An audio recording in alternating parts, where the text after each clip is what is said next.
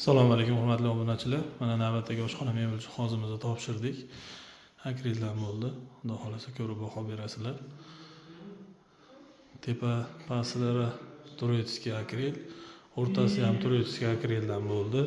Stoleshnicamiz qalin rossiyskiy stoleshnisadan suvga o'tga chidamli, ustida bemalol pichoq ishlatsa ham bo'ladi. Varishniy panellari bor. Vitishkasi, duxovka, mikrovalnovka, kargo qo'yib berganmiz. Har doimgidek kargo tortmalarimiz, qoshiq soladiganlari bor. Qoshiq soladiganlari yana tandem mexanizm qo'yganmiz. Har doimgidek chuqur 60 kilogacha yuk oladiganidan. Yana bitta nozik joyimiz burchakdan unumli foydalanish uchun burchak mexanizm qo'yib berdik.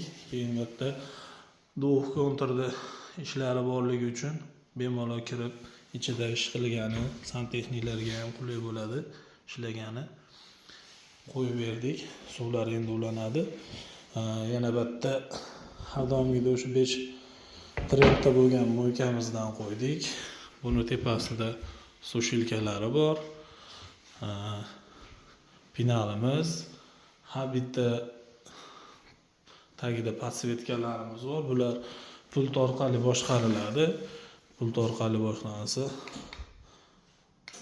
o'chirib bemalol yoqib ishlatsa bo'laveradi. Akrillarimizga baho berasizlar, teksturalarini.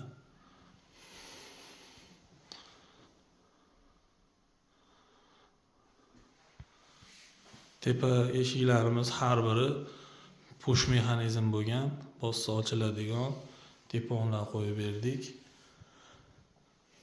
Xolodilnigimizga joy tashlab ketdik.